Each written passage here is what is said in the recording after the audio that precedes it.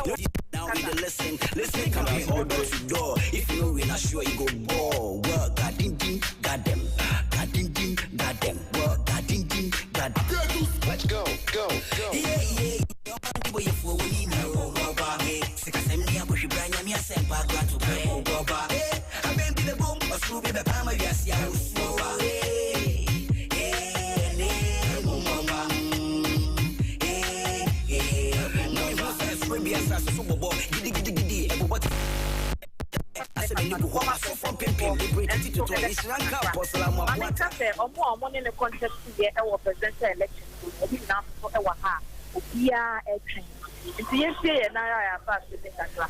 All right. May that sit, baby. Thank you very much. Abranya Kumani Tene Kano. Etino, said you can't, you call na the live coverage from UPSC at the April Senoma Ekron. Iguswada Ekakanoma Ediasiani Enti Enchakra. They want live coverage all the way from there. Maybe.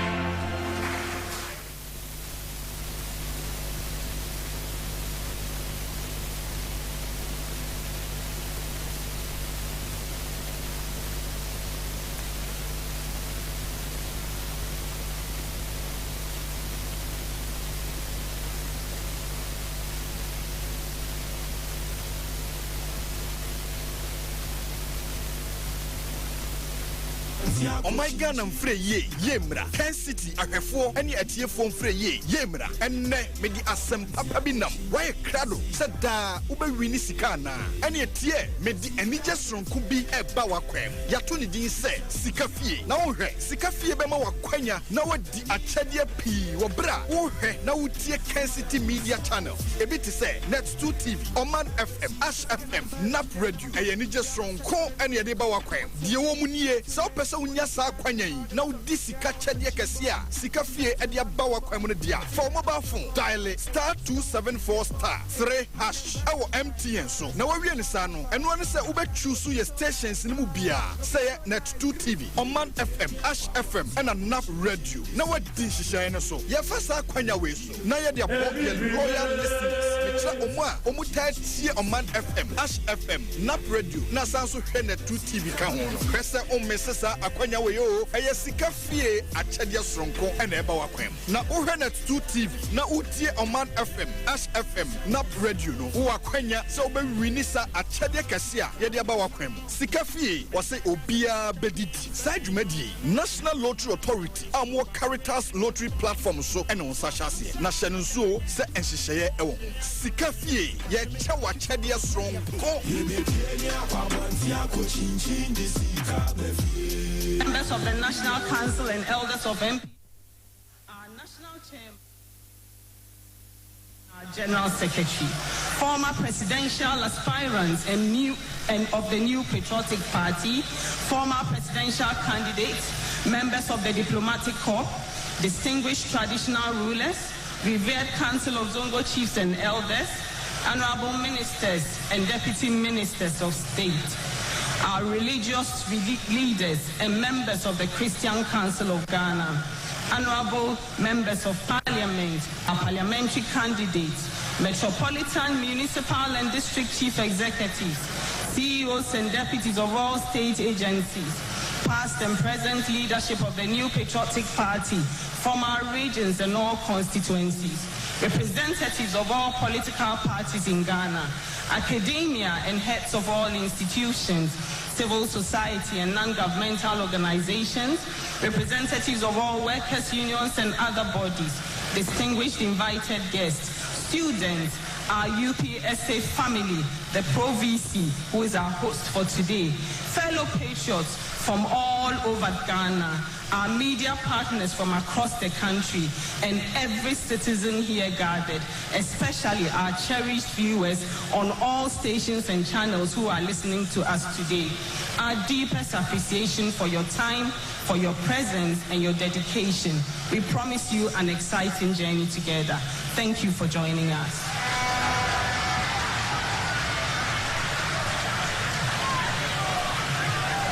And now, he is the 8th person to lead the majestic Elephant Party. He is persevering and yet extremely gentle and calm, but he has a firm hand. Your Excellencies, honorable members, distinguished invited guests, fellow patriots, let us welcome with a resounding applause our national chairman, Honorable Stephen Ayesu Intim.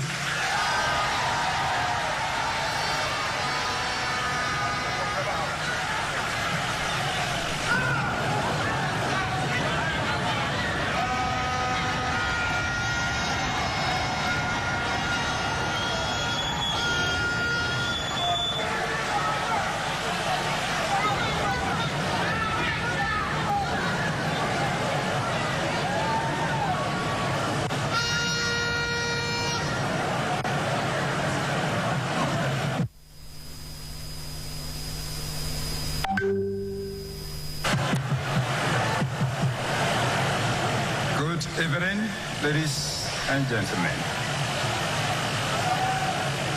This is going to be a very tall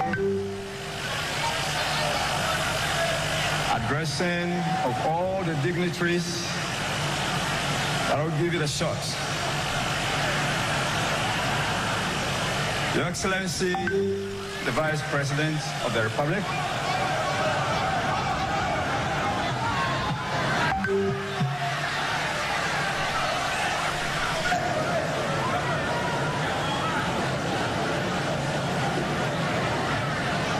person of Alhaji Dr. Mahmud Bawumia and your wife, Your Excellency, former President John Ajekum Kufuor,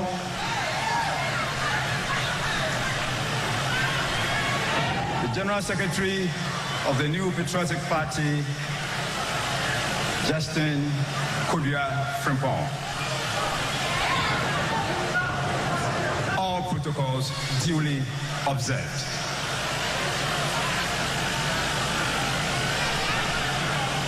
I am happy to welcome all of you. Made history. The MPP made history by electing His Excellency Dr. Alhaji Mahmud Bawumia as the presidential candidate of the New Patriotic Party. Not only is he the fourth presidential candidate of the party in this dispensation, but he's also the first minority candidate. This is a testament to the party's commitment to democracy and inclusivity. By electing Dr. Bawumia, we have demonstrated that we are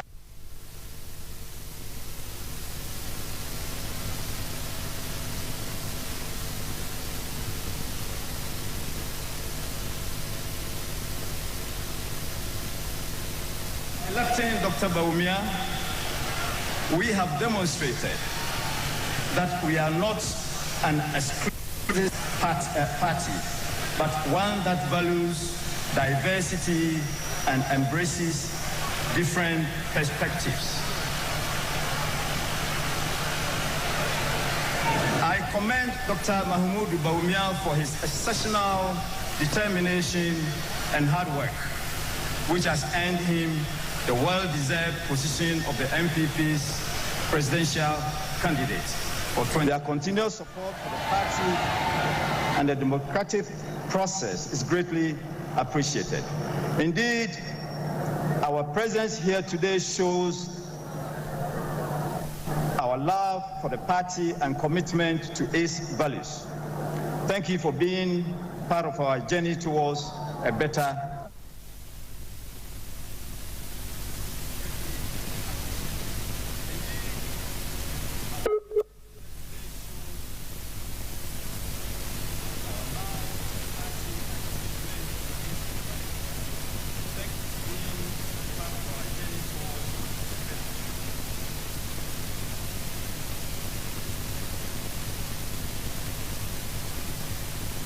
for their discipline and hard work in organizing the widely acclaimed, peaceful, and transparent presidential and parliamentary primaries.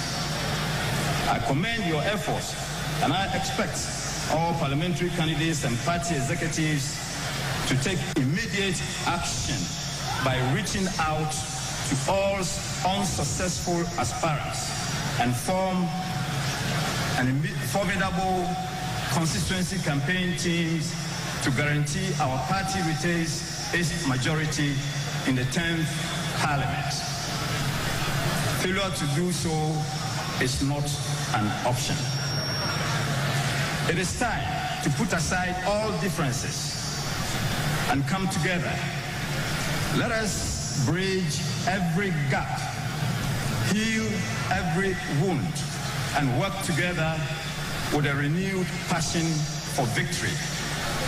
Remember, when we stand united, we are unstoppable. So, let's join hands and search or march in unity towards a resounding first round victory on December 7th. Having said this, it is indeed possible. I don't want to take the wind out of the sail of our flag bearer, so thank you for listening. And I leave the floor. Thank you.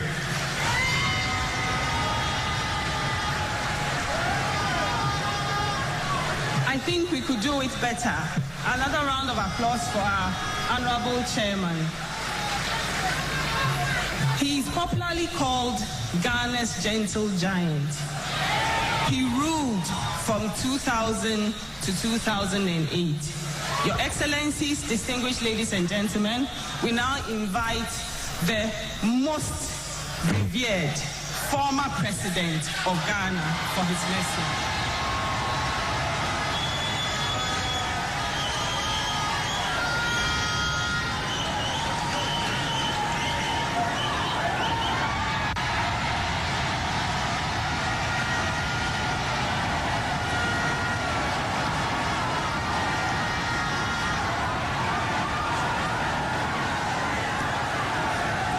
Your Excellency,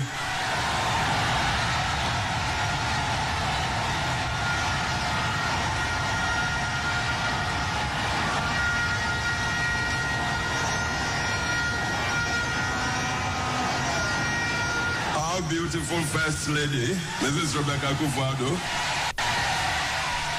Your Excellency, the Vice President, the man of the moment, Mahmud Bawumia, and our Second Lady, party elders, party members, Excellencies of the Diplomatic Corps, our revered chiefs and queen mothers, and all of the citizens of Ghana watching this program, whether from within these halls or from outside.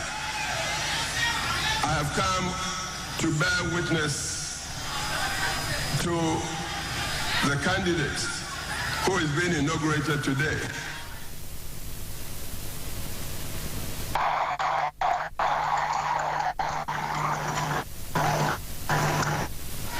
I have always seen him as a man of destiny.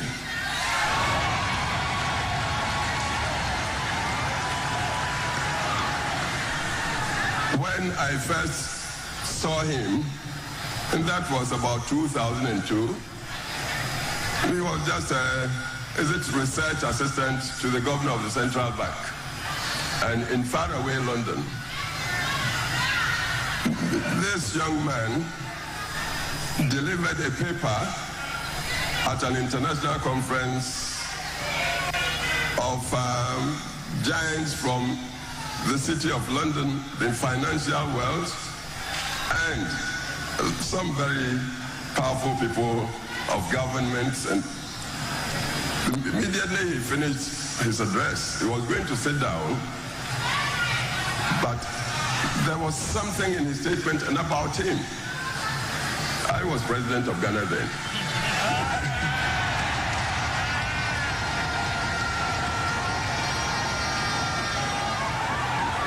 In fact, till then I hadn't even spoken with him ever before. But I sent somebody, I think one of the officers with me, go and call me that young man.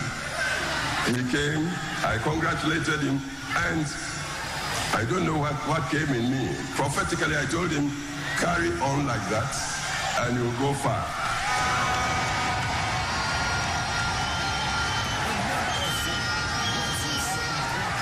Then, 2008, as I was stepping down and the party had chosen President, then candidate Akufo-Addo, who later became president, somehow Akufo-Addo picked this same young man to be his running mate. Till then, Bawumia was not even in the main stream of party. He was a party man, all right, but behind the scenes. So he picked him, and of course there were some surprises. People expressed misgivings. I thought of it, and then at a party meeting in the Aliza Hotel, I remembered my first meeting with this young man in London, and what I told him. Then it dawned on me again to more or less prophesy. I appealed to the party just to accept this man to carry on, man of destiny.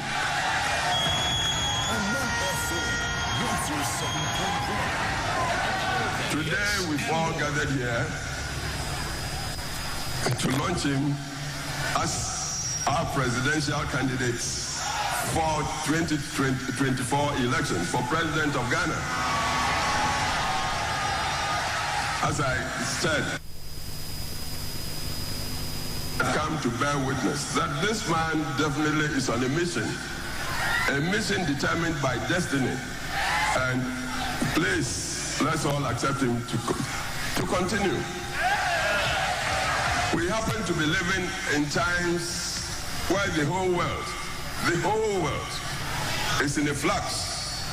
Leadership is very, very scarce. Quality leadership.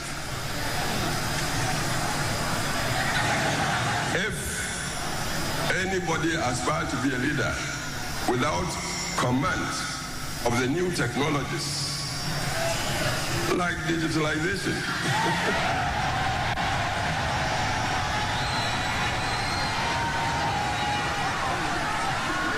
and also without a deep grasp of geopolitics, I tell you, he may be a good man in terms of mastering some of the old disciplines like, say, economics, politics, and all that. But I tell you, wanting sooner than later. And more. This young man here seems to have these instruments under his belt. Digitalization, geopolitics, and additionally, we've seen him perform loyally under President Akufo-Addo. Temperance, requisite for the job of leading the nation in time. The way forward. Ghana has come to a crossroads, and I'm serious here. It's not the normal regular politics we want. We want a leadership with a vision, even in the complex one I talked about. A leader that will be able to marshal the new technologies to take the requisite manpower. And here, allow me, I'm a party man, soundly, but I tell you, the complex world I've talked about. The leader that would be able to marshal the new technologies to pick the requisite manpower. And here, allow me, I'm a party man soundly, but I tell you, we should be talking about the nation and not so much about the party. We must get people of competence to work with him to find our way out of the confusion our society and economy have been plunged into. I wouldn't blame any side. Look at the track records of all the parties. I tell you, you can't find one that can say that in their time they were excellent or superb. No. We are in a new situation, and I believe the saying that cometh the man is now. Has come for this man.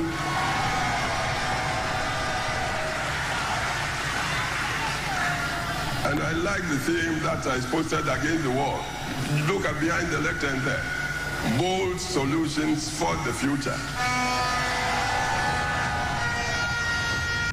Without the preparations I've talked about, understanding the new technologies and knowing and really committed to your nation to secure a decent and dignified niche in the global context for your nation. That is geopolitics. Without them, I tell you, we will continue to wallow. So I'm witnessing that it seems, look at the field or the arena of presidency now, it seems this man, destiny for this time, Ghana. I'm appealing to the whole nation to give him the chance to come. I have a feeling, I have a very strong feeling He is truly the man of the moment, and Ghana must accept him. So this is it. Thank you very much. A big round of applause for His Excellency, the former President, John Ajekum Kufuor. And that's a handshake of blessing. Ladies and gentlemen, we are almost ready to receive the leader as he delivers his vision statement. Ahead of that, though, Ghanaians have been expressing some expectations.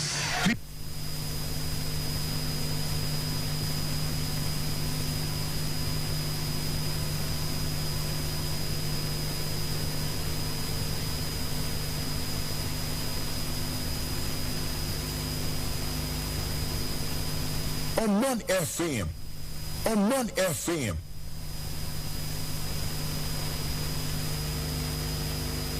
Ash FM 101.1. Ash FM 101.1. The Vice President's geopolitical life. There are certain things that ought to be in place. On 1 FM.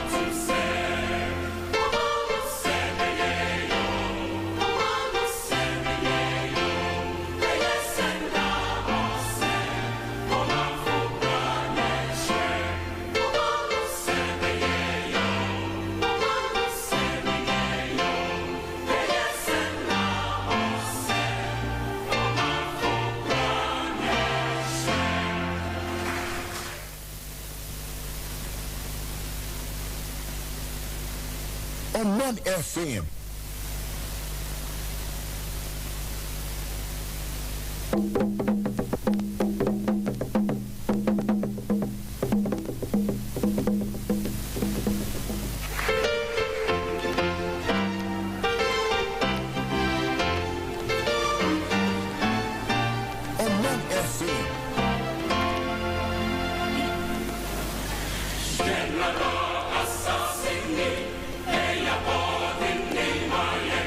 Moja na na na, share with me.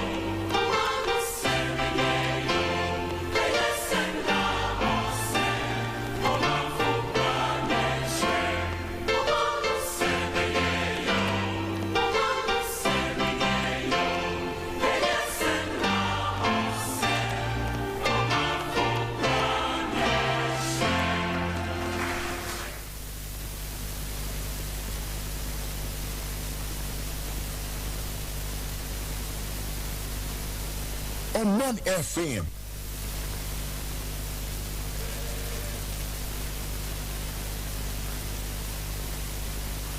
One Ash FM 101.1.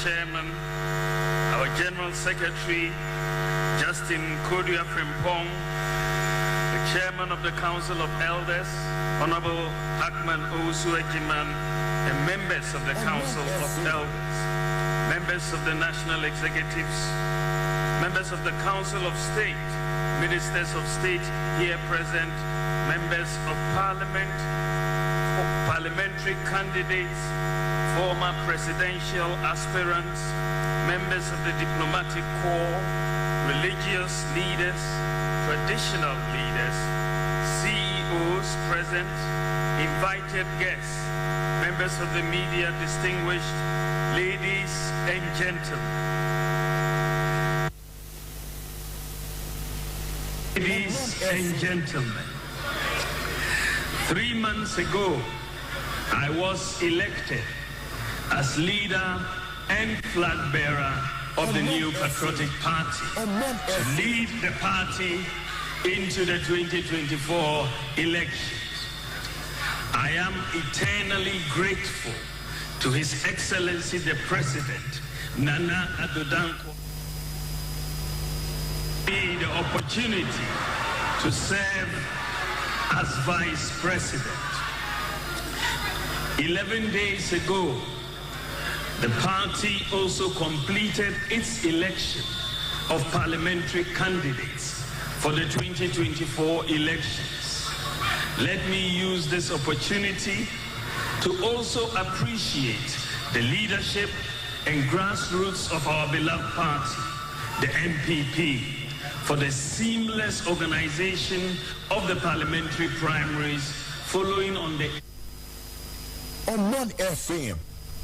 On 1 FM. I believe the time has now come for me to speak to you, the good people of Ghana, about my candidature, what we have experienced as a nation, my vision and priorities, and why I believe I am the best candidate for the presidency of this country.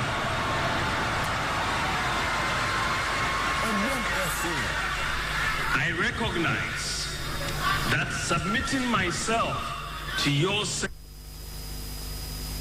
on 1 FM, on 1 FM, 107.1. From interviewing for a job, one needs to tell a prospective employer what he has accomplished in his previous job and how he can successfully deliver in the new position he is seeking, which is what I seek to do in this speech. Even though tonight is about sharing my vision and policy priorities, I crave your indulgence to broadly set up the context. I will first talk about the record of our government and my contribution as Vice President before I lay out my vision. So I ask for your patience. Ladies and gentlemen, when we assumed office in 2017, we were confronted with an economy with declining economic growth, along with several problems and challenges. A graphic description of the state of the economy at the time was provided by the former president and my main opponent for the 2024 presidential election, who announced to the nation that the meat was finished and the economy was left with bones. Notwithstanding the difficult economy we inherited, we had to get on with it and start to fix the problems. We started with a clear, decisive, and deliberate program to, among other things, stabilize the economy, fix DUMSO, fix the National Health Insurance Scheme, fix the roads, clear the arrears, make education free and accessible, significantly enhance social protection for the vulnerable in society, industrialize our economy, tackle youth unemployment, and empower farmers. Between 2017 and 2019, all the key economic indicators, such as economic growth, agricultural growth, industry growth, interest rates, the fiscal deficit, exchange rate depreciation, and the trade balance were all moving in the right direction. However, between 2020 and 2022, we experienced severe challenges triggered by the pandemic, which brought the world and our country to a thundering halt. We may be tired of hearing it, but there is no avoiding the fact that the COVID-19 pandemic and the Russia-Ukraine war resulted in the greatest economic depression in the world since the 1930s, with most countries recording negative GDP growth. The severity, especially of the pandemic, was captured in the words of the IMF managing director, then as, and I quote, "This crisis like no other. This is a crisis like no other. Pandemics don't respect borders. Neither do the economic shocks they cause. The outlook is dire. We expect global economic activity to decline to a scale we have not seen since the Great Depression." End quote. Supply chain disruptions and rising price of oil resulted in major increases in the prices of fuel, freight, and food across the globe. I believe it is worth pointing out that in addition to the external factors, there were two major items of expenditure that are critical to understanding the difficult economic situation we have faced. And these are the banking sector cleanup and the energy sector excess capacity payments that we inherited. Expenditure on these three items, including the COVID-19 expenditure, cumulatively amounted to 50.1 billion Ghana cedis, and this was financed from borrowing. Ladies and gentlemen, the fiscal deficit, which was reduced from 8.4% to 4.1% in 2019, increased to 10.8% in 2020 as a result of revenue declines in the midst of increased expenditures during COVID. In addition, our debt became unsustainable. Along with many emerging economies, Ghana lost access to international capital market financing.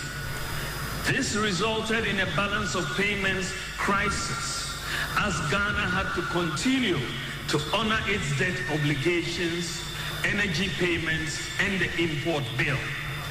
We faced a serious global and domestic economic crisis. There were many who predicted that we were going to end up like the situation in Sri Lanka, with fuel shortages, food shortages, inability to pay workers, doomsday, anarchy, and chaos. Indeed, Ghanaians were hit hard by rising food prices, increased exchange rate depreciation, and rising fuel prices and rising transportation fares. Bondholders also saw a sharp decline in their net worth following the painful debt restructuring program. We faced very challenging times, but with calm leadership and the support and understanding of the good people of Ghana, we have weathered the storm. The government had to seek IMF support to stabilize our economy and restore fiscal and debt sustainability over 3 years. I must at this stage salute and give particular recognition to the Bank of Ghana, which has come under unfair criticism for taking the necessary measures which help pull the economy back from the brink. The Bank of Ghana provided needed financing to the government at that critical moment. What the Bank of Ghana did was very responsible in putting the interest of the good citizens of Ghana first. The data which is available shows that the financing provided to the government by the Bank of Ghana was temporary. The Bank of Ghana has provided zero financing to government in 5 out of the last 7 years. Zero financing in 2017, 2018, 2019, 2021, and 2023. The Bank of Ghana financing of government in the COVID-19 year of 2020 and the liquidity crisis year of 2022 was because of the domestic and global crisis, with underperforming revenue and no access to international capital markets. Ladies and gentlemen, the good news is that the data shows that the economy is recovering from the crisis we faced.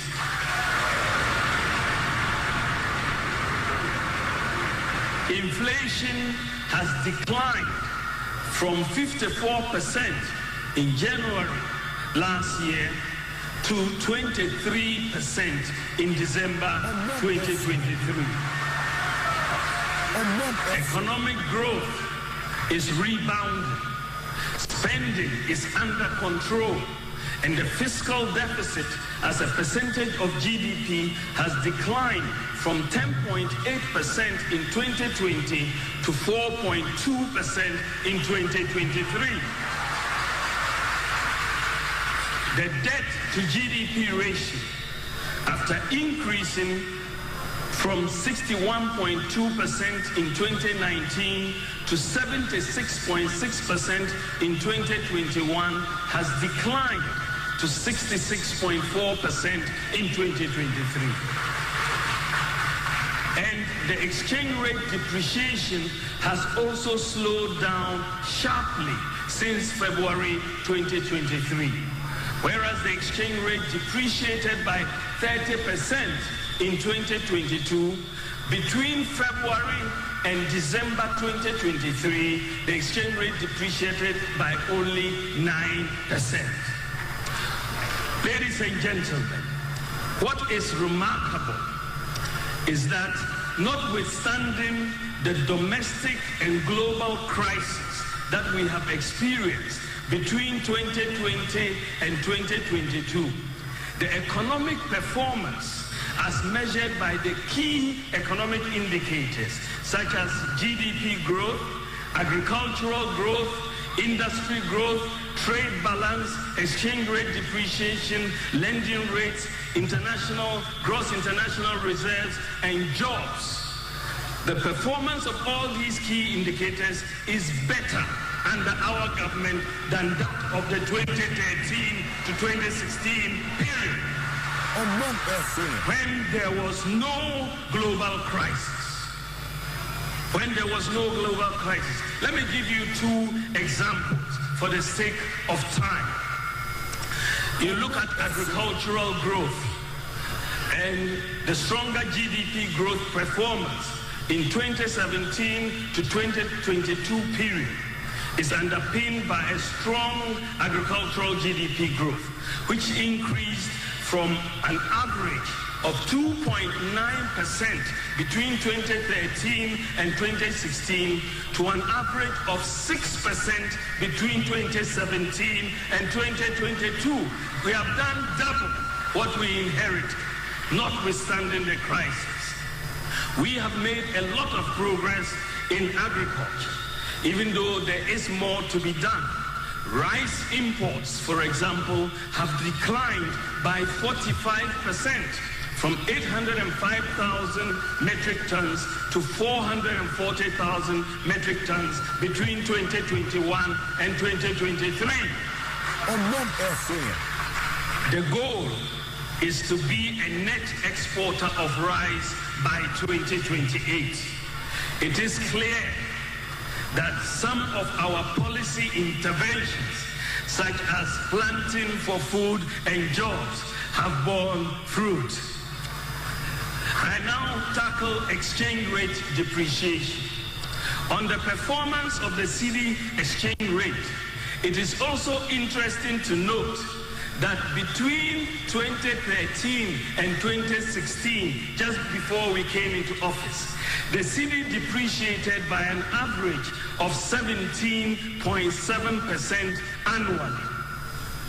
But since 2016, between 2017 and 2020, there was a significant decline in cedi depreciation to an average of 7.5%. The average cedi depreciation further declined to 6.8% between 2017 and 2021. However, the 30% depreciation of the cedi in 2022 resulted in the average depreciation of the cedi between 2017 and 2022 to be 10.75%. So again, notwithstanding the domestic and global economic crisis, the depreciation of the cedi under our government is lower than that we inherited from the 2013 to 2016 period. Let me talk about jobs. What is probably the most remarkable development in terms of the economy is that our government has created 2.1 million jobs between 2017 and 2022, notwithstanding the global economic crisis. The public sector recruited 1.2 million people, while the private sector created 975,000 jobs, according to SNIT data. We recruited 100,000 more health workers, 100,000 more teachers. We more than doubled the fire service personnel, and so on. Our government clearly has created more jobs in the last 7 years than any other government in the Fourth Republic. This is truly remarkable under the circumstances, even though we still have to create more jobs. Ladies and gentlemen, clearly, notwithstanding the economic crisis, this government has been able to steer the ship of the nation away from catastrophe.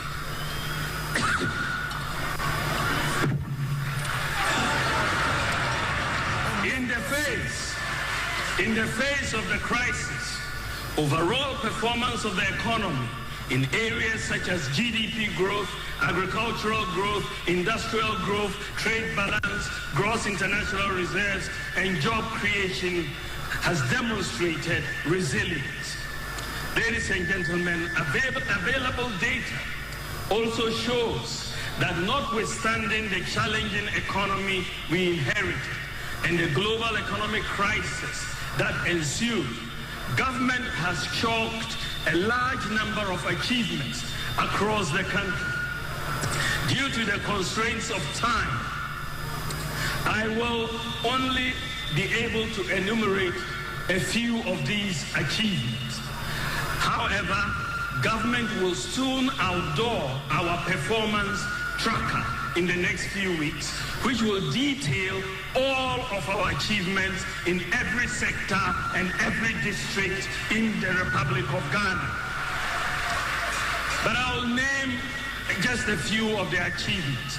We have undertaken a major roads construction and rehabilitation program across the country, over 11,674 kilometers of roads according to data from the Ministry of Roads and Highways. I am not aware of any government that has done as much in the road sector since 1992. We have initiated and overseen the construction and rehabilitation of more railways than since 1992. Achimota in Sawam, Accra, Tema, Kojokrom Takwa, Kojokrom Manso, and Akada. We have telephone network to more 1992. We have increased the network from 78 sites to 1,008. On 1 FM 107.1. This is how it is done. Among shaping the nation. 107.1. This is how it is done. Among shaping the nation. We have more sports facilities than any other government. There are 6 new multi-purpose sports stadia and 4 on each of the 10 regions, all 10 regions. We completed the University Stadium in Legon, built 107.1. This is how it is done. Among shaping the nation.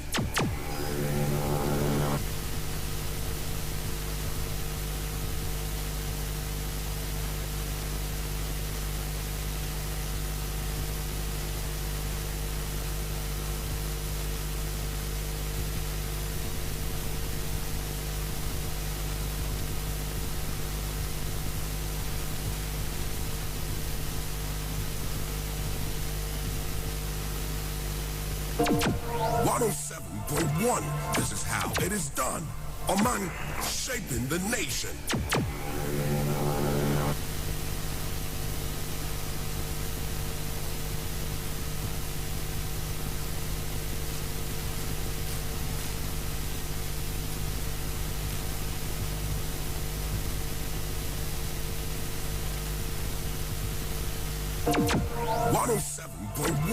This is how it is done. Among shaping the nation.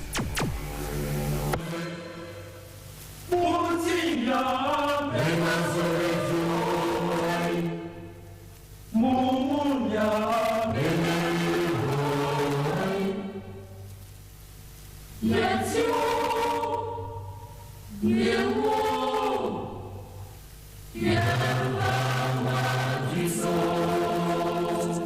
is done. Among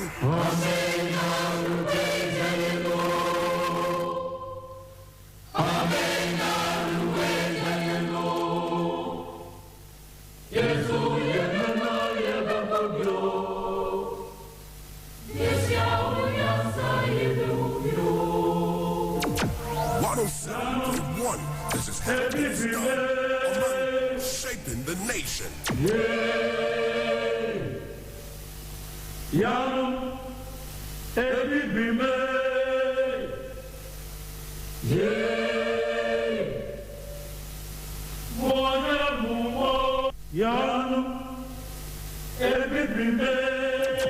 107.1. This is how it is done. A man shaping the nation.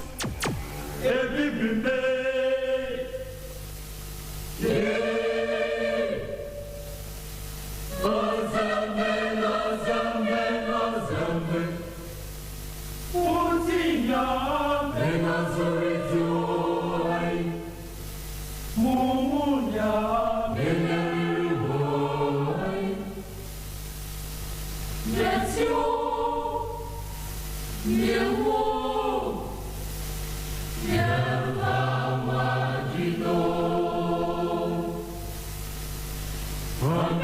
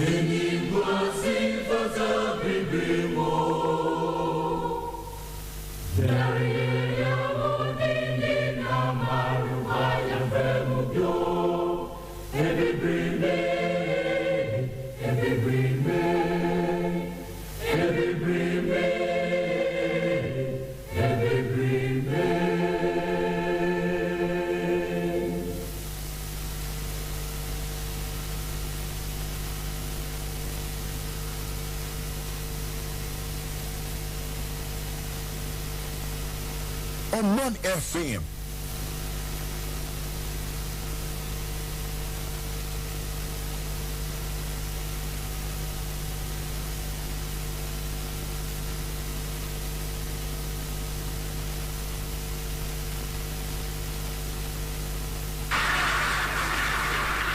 Indeed, all my adult life, my biggest motivation is about finding solutions. Solutions that improve lives. Solutions that make public services efficient and accessible. Solutions that make society progress. Solutions that protect the public purse. Solutions that make our businesses competitive. I derive my greatest satisfaction from solving problems, and I have done so whenever I am given the opportunity, and will do more if I am given the mandate to do so. I had long held the view that many of these problems facing the economy could be resolved through digitalization.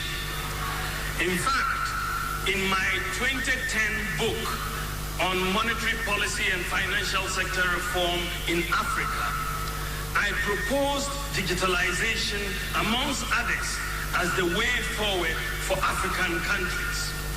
So when we assumed office in 2017, as Vice President, I made the decision, with the blessings and support of the President, to focus on the critical but underdeveloped systems that would expand the economy, improve systems, and create jobs through digitalization.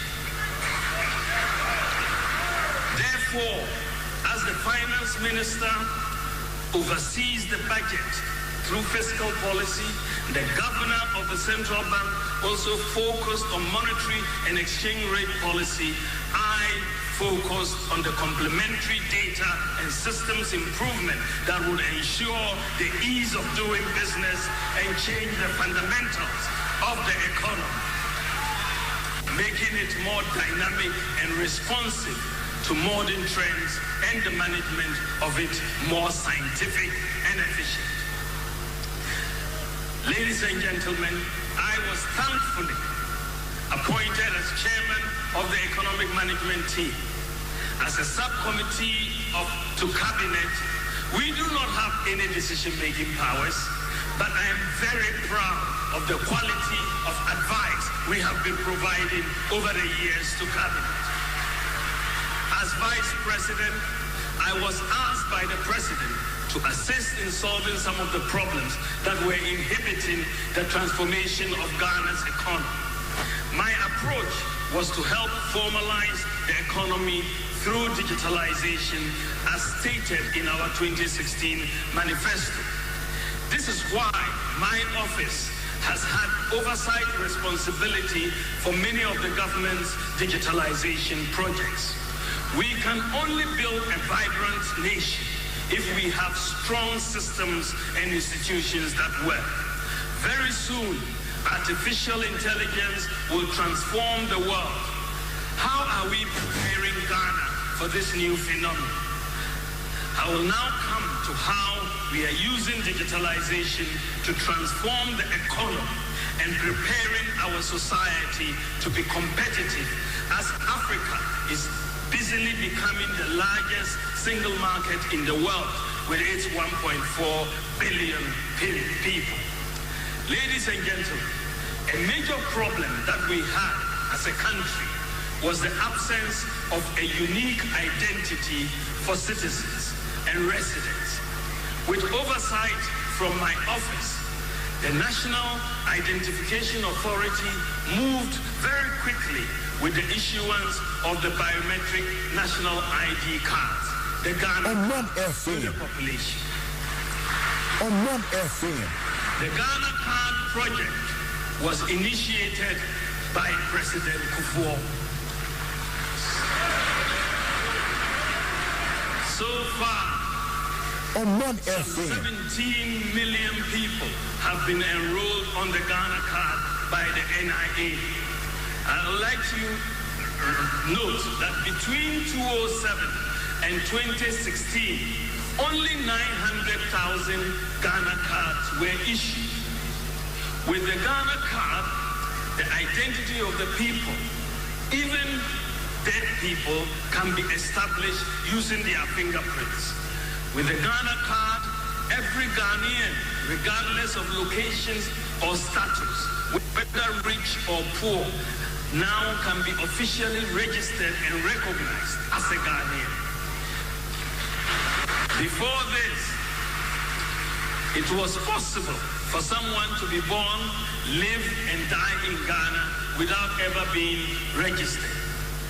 Identity fraud, age cheating, football age, people cheating on their retirement age, fake birth certificates, fake passports will no longer be possible with the Ghana card.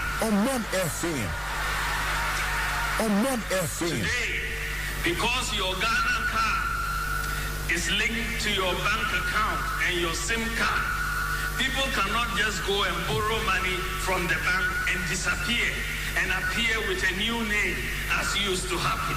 And this led to higher interest rates. The Ghana card can also be used to travel from abroad into Ghana from 44,000 airports in the world. The Ghana card is a major element initiatives that we are undertaking. That is why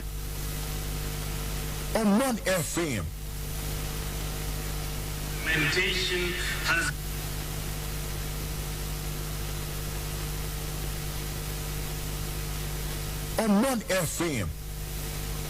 so important to me. Ladies and gentlemen, to solve the problem of a lack of a working address system in Ghana,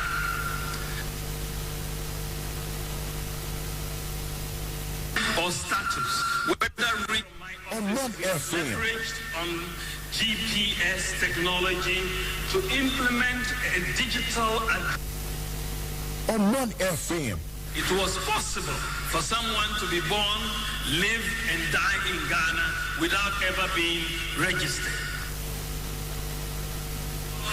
Age cheating, football age, people cheating on their retirement age, fake birth certificates, fake passports will no longer be possible with the Ghana card.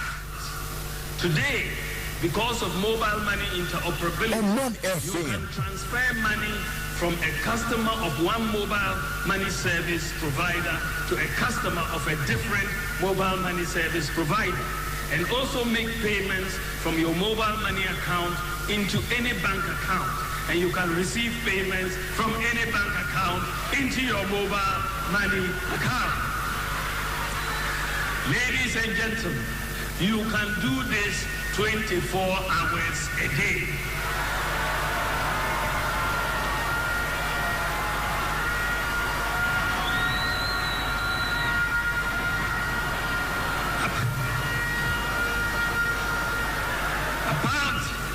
Apart from achieving financial inclusion, mobile money interoperability has also significantly promoted a cashless culture, especially by our market women and the business community, thus reducing robberies and attacks on market women and business folks on our highways. Armed robbers used to attack vehicles carrying traders, knowing they were carrying cash.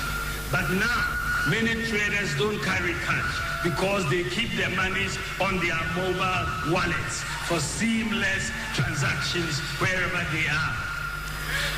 Today, because of mobile money interoperability, you can also receive remittances from abroad directly onto your mobile wallet without the need to go to a bank or Western Union money transfer. Because the mobile money account performs just like a bank account, as a result of mobile money interoperability, over 90% of Ghanaian adults have mobile money accounts that function just like bank accounts. Distinguished ladies and gentlemen, we have basically solved the problem of financial exclusion in Ghana. The State of Inclusive Instant Payment Report has ranked Ghana as the #1 in Africa in terms of access to financial inclusion. #1 in the whole of Africa.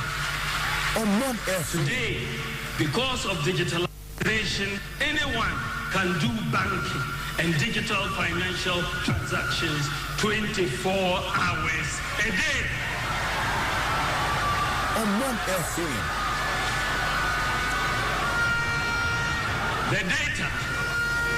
The data shows that at the end of 2016, the total cumulative value of mobile money transactions was 78.5 billion Ghana cedis at the end of 2016.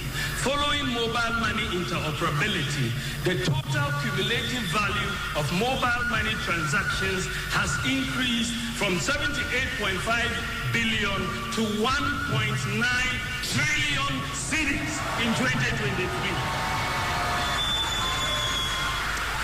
Therefore, between 2016 and 2023, following mobile money interoperability, Momo transactions have increased by 2,335%, a 23-fold increase.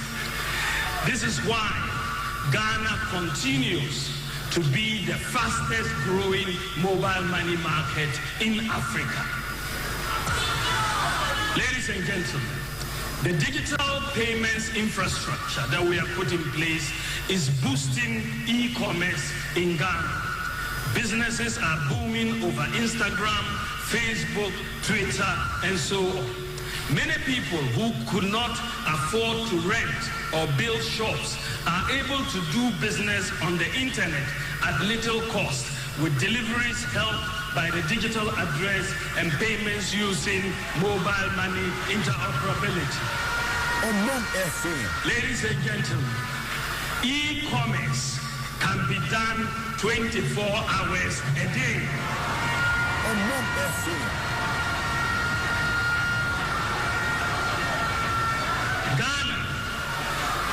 Ghana is currently ranked number 6 in Africa in terms of e-commerce. Number 6 in Africa, behind Mauritius, Nigeria, South Africa, Tunisia, and Morocco, according to AMTA.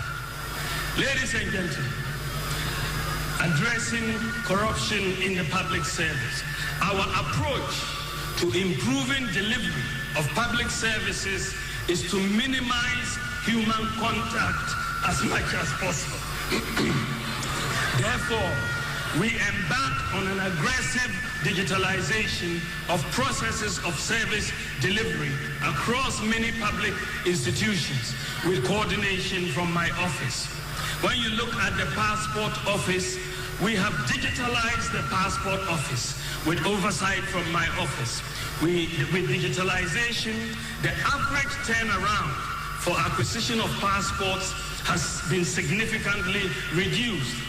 And today, because of digitalization of the passport office, you can apply for your passport online from your home 24 hours a day.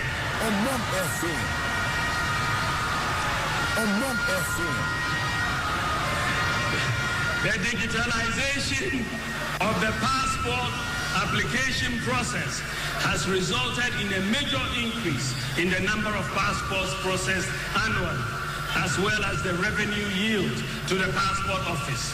In 2018, the total number of passports issued was 346,911, and the revenue generated in 2018 was 11.8 million.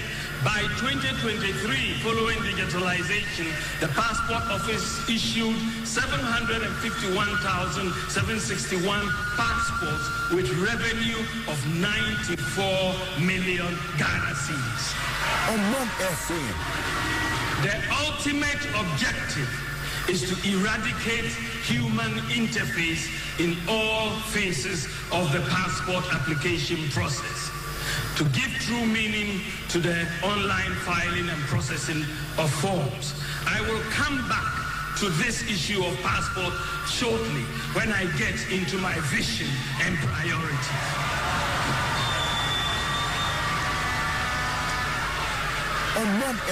Then we went to the ports. Distinguished ladies and gentlemen, previously, the bureaucracy in the clearing of goods at Ghana's ports involved a lot of paperwork, which used to be largely manual.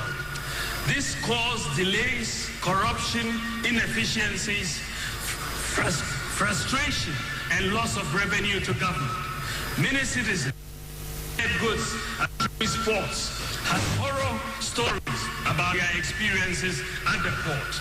With oversight from my office, the introduction of a paperless port system has reduced the layers and simplified the process, reduced the time needed to clear goods and the avenues for corruption, and increased efficiencies and revenue mobilization at the ports.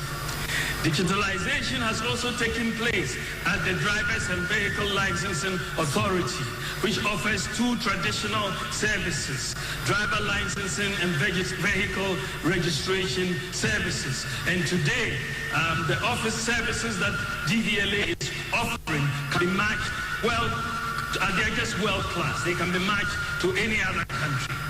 Ladies and gentlemen, my office also worked with the National Insurance Commission to implement the motor insurance database. The objective of the introduction of the motor insurance database is to provide more safeguards for the millions of Ghanaians who travel by road by ensuring that vehicles are insured. It also curbs the menace of vehicles with fake motor insurance stickers plying our roads and thus endangering lives and property. With digitalization of the motor insurance in Ghana, members of the public can now self-check the authenticity of their insurance policy by dialing a USSD code *920*57# and follow the instructions. You put in the number, it will tell you whether the car is insured or is not insured. So today you can know the status of the vehicle, is the insurance status of any vehicle 24 hours a day. Today, because of digitalization, you can also apply for insurance for your vehicle on your mobile phone and receive your insurance sticker electronically. And you can do this 24 hours a day.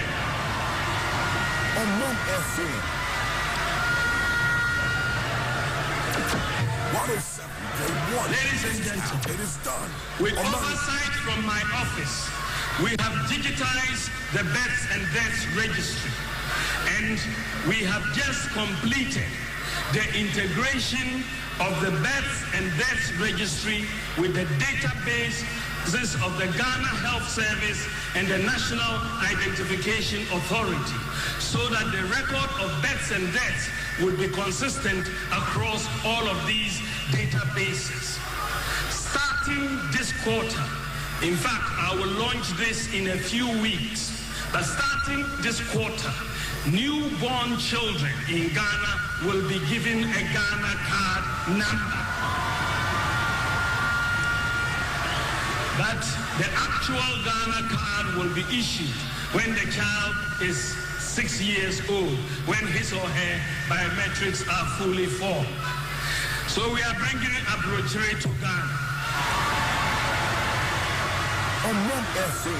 Ladies and gentlemen, in the past, candidates applying for a scholarship usually had to travel from all parts of Ghana to Accra to take part in the application process. This caused a great deal of inconvenience for applicants seeking government sponsorships. The manual processes of the Scholarship Secretariat resulted in an inefficient administration of scholarships in the country. With the digitalization of the Scholarship Secretariat, candidates can now apply for scholarship from the comfort of their homes 24 hours a day and take aptitude tests and be interviewed by in their own districts. The Ghana.gov platform. Ladies and gentlemen, to make it easy to access government services, I led the initiative to establish the Ghana.gov platform, which was implemented with oversight from my office. The Ghana.gov platform is a one-stop shop for accessing government services. So far, out of the 1,516 ministries, departments, and agencies targeted, we have onboarded 1,503 of them onto the Ghana.gov platform for e-government services. So 99% of MMDAs have been onboarded on the Ghana.gov platform. All payments on the Ghana.gov platform go directly into the government accounts to ensuring transparency. Since 2020, a total of 201 billion Ghana cedis has been collected for government on the platform. For services onboarded and receiving payments, you should be able to apply for and obtain any government service online through the Ghana.gov platform 24 hours a day. Digitalization has therefore dealt a severe blow to the corruption involved in the collection of payments by different institutions for government. The progress Ghana has made in the provision of e-government services is remarkable. According to the UNDP 2022 e-governance index, Ghana is ranked #1 in West Africa and number 4 in the whole of Africa in terms of e-governance. And we are ahead of countries such as Rwanda, Botswana, Cote d'Ivoire, Senegal, Kenya, and Uganda. With oversight from my office, ladies and gentlemen, digitalization at the Electricity Company of Ghana has allowed the buying of electricity credit on your mobile phone through the mobile ECG app. This has provided relief to customers who no longer have to queue for long hours to buy electricity units. Also, for people whose credit runs out at odd hours, they can purchase electricity credit on their mobile phones 24 hours a day. Now, for people who need a new service or a separate meter from ECG, they can also apply online 24 hours a day. 3.5 million people are on the ECG app, and as a result of digitalization, ECG's monthly revenue collections have increased from 450 million Ghana cedis a month to 1.2 billion Ghana cedis a month. Ladies and gentlemen, Ghana has a major challenge in the area of domestic revenue mobilization. The tax to GDP ratio is about 14%, compared to 27% for South Africa and 34% for the advanced OECD countries.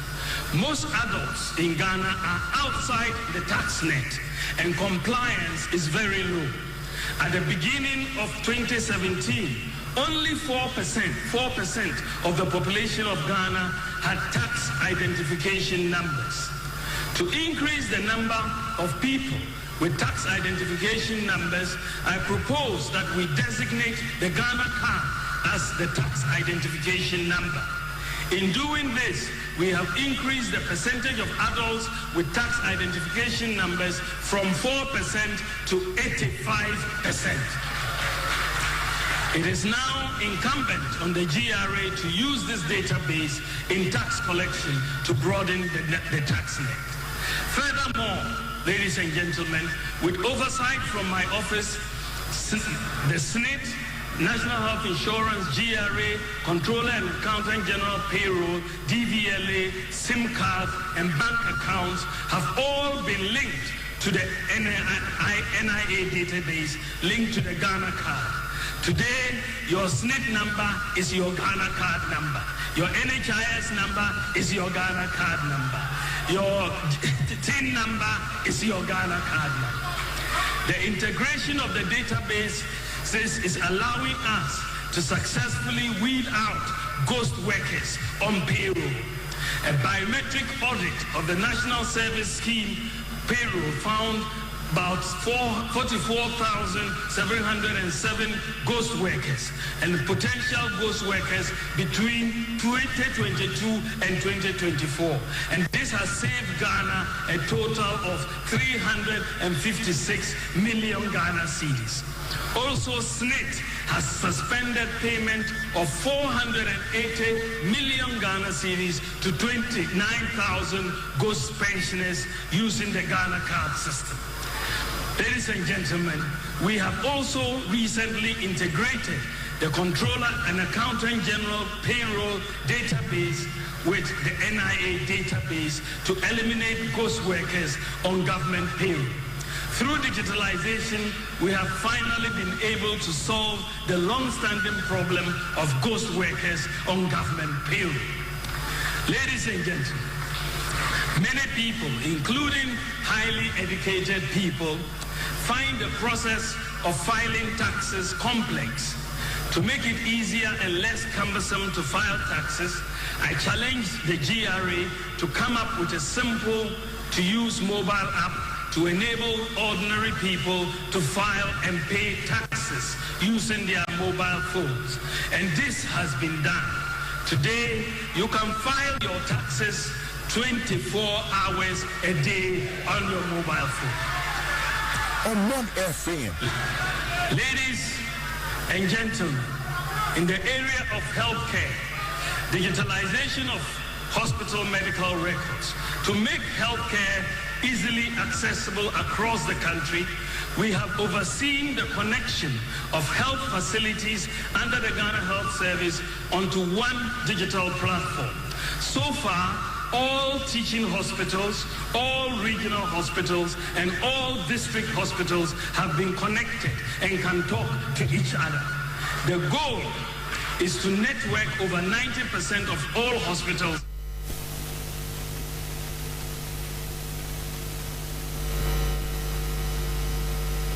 Teaching hospital to Kolebu Teaching Hospital, you do not need to carry a folder. All your records will be seen and monitored by the doctor in Kolebu when you arrive. Patients will have only one digital folder wherever they go. Your health records can be accessed 24 hours a day from any of the 302 network hospitals. Ladies and gentlemen, digitizing the operations of the National Health Insurance Authority has helped to reduce fraudulent claims. The renewal of all national health insurance registrations used to take place at various NHIA district offices. This led to backlogs and long queues. In some instances, people slept for days at some district hospitals. These delays hampered the operations and limited the revenue streams of the NHIA. With oversight from my office, we have digitalized the enrollment and renewal of the National Health Insurance membership. Following digitalization, renewal of National Health Insurance registration via mobile phone can now take place 24 hours a day. And this has eliminated the bottlenecks that were there. I now come to drones. Ladies and gentlemen, I remember with so much pain when my father underwent an operation in Tamale Teaching Hospital. He was losing blood that night, and the doctors were trying to get blood for him. We rushed to the hospital blood bank, but it was closed. I tried to get the phone number of the one in charge and made several calls, but he did not pick up. We were running against time, and by the morning, my father had died. That painful experience is forever with me. So when I heard about zipline drone on 1FM, in an emergency, I was determined to get it for Ghana, to save many lives that are needlessly lost.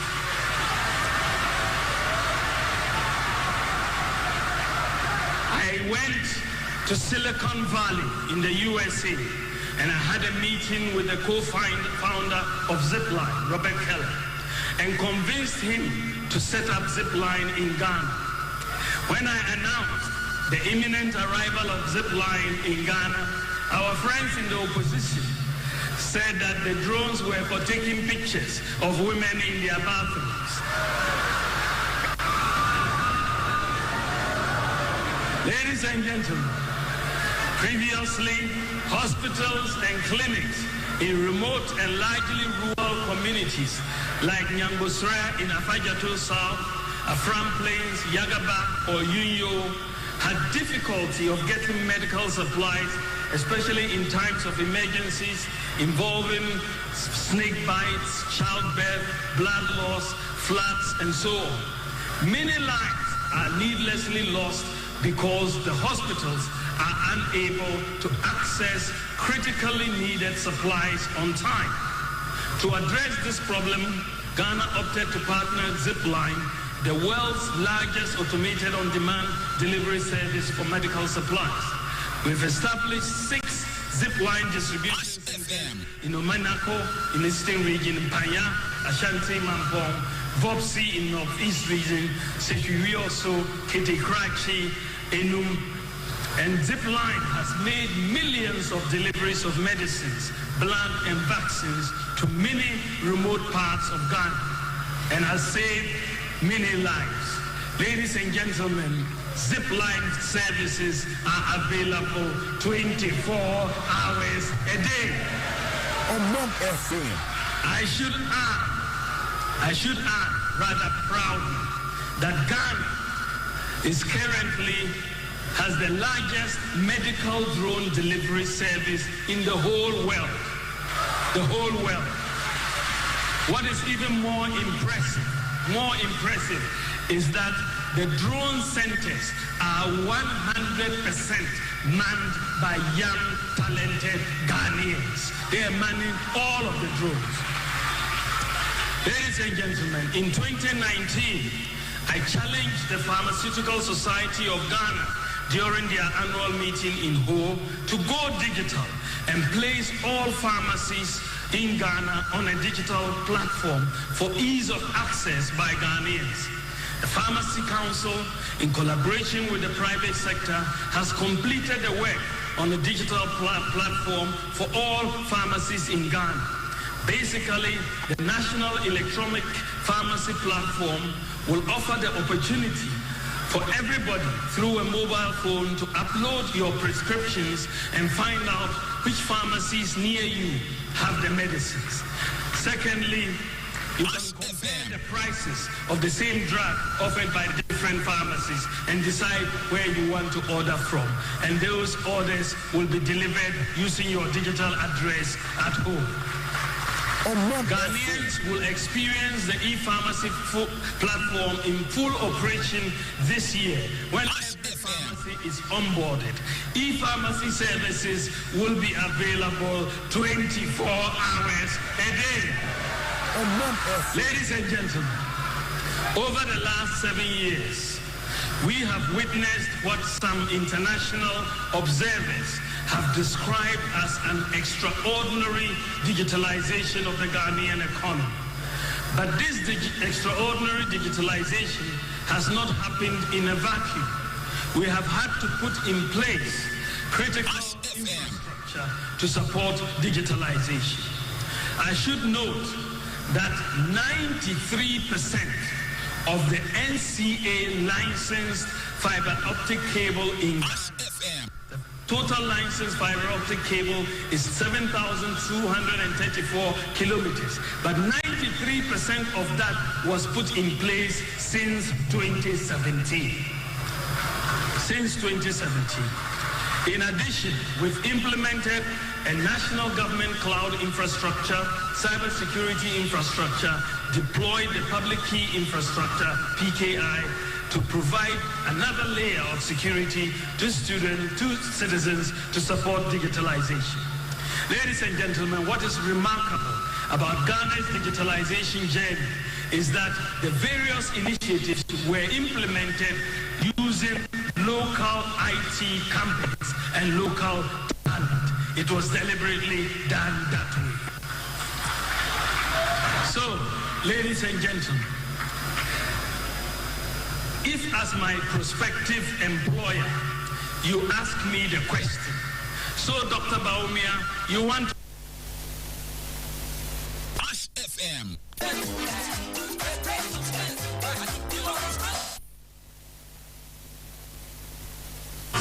that I have, with the support of the President, I've had the honor and the privilege to be given the opportunity to initiate, champion, or oversee many problem-solving policy initiatives.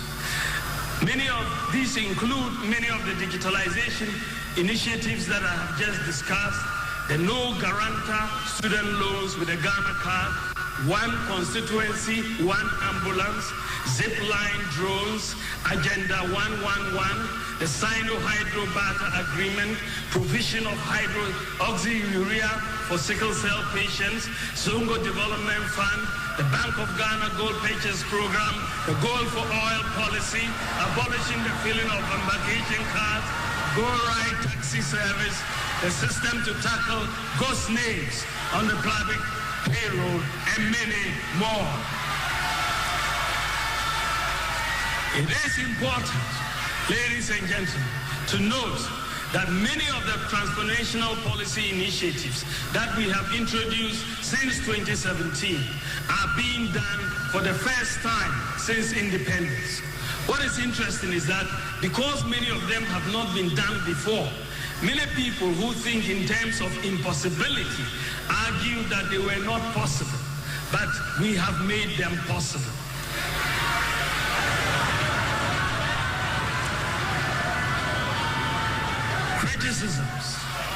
Criticisms and name calling eventually gave way to reality, as the nation is greatly benefiting from these initiatives. What we have been able to accomplish so far shows that it is possible for Ghana to achieve many things that some believe to be impossible. It is possible if we put our minds to it.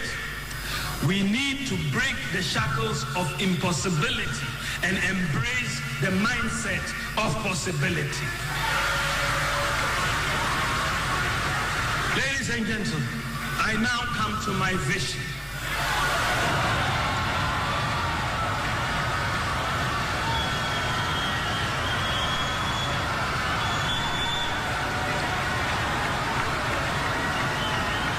Ladies and gentlemen, as Vice President, I am like a driver's mate. But by the grace of God, if you make me the president, I will be in the driver's seat with constitutional...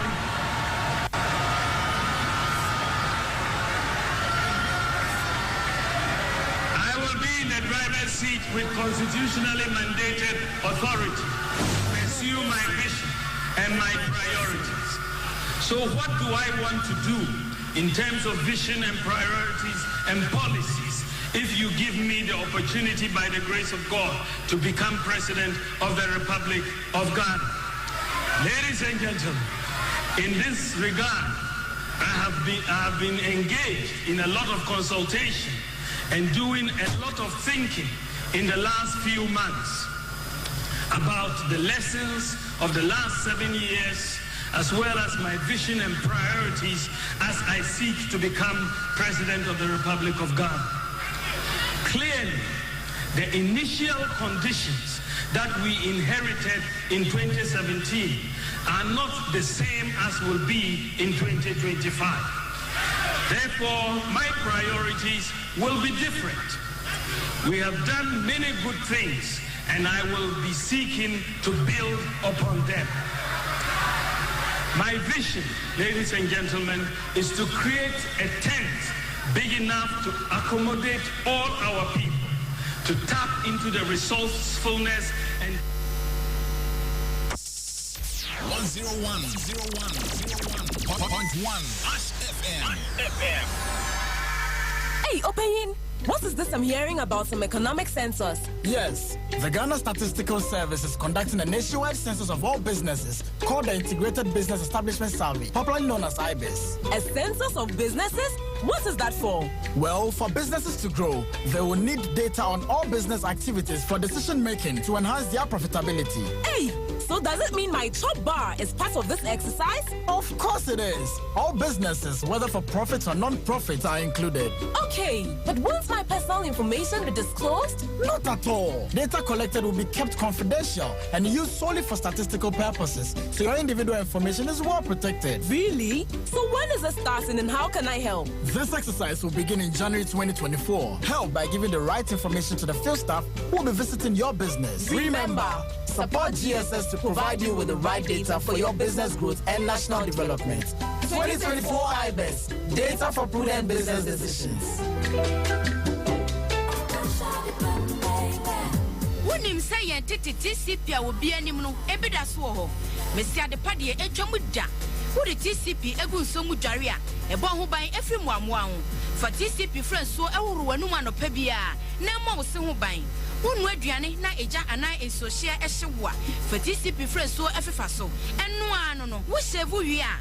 fa TCP fra enso fefa so na beboa bebre TCP ehye pimples empompo ekro ekumukro ne minimu yaw TCP so de enye na wo drugstores etufonko adepa pharmacy ene SGSSB ene hwe animu wo okanhye telephone 021 664 832 TCP efie bia hia TCP bambo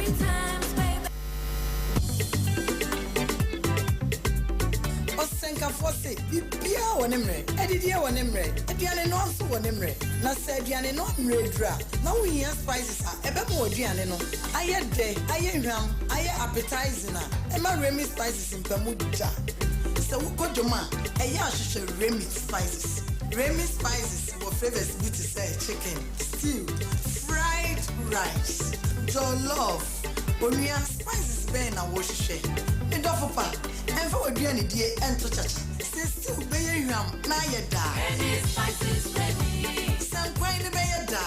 Remy spices ready. Said the love for this bay at corner. Remy spices ready. Remy spices ready. Remy spices, a mediani yet tekeke. This advertisement has been vetted and approved by the FDA. Remy spices ready.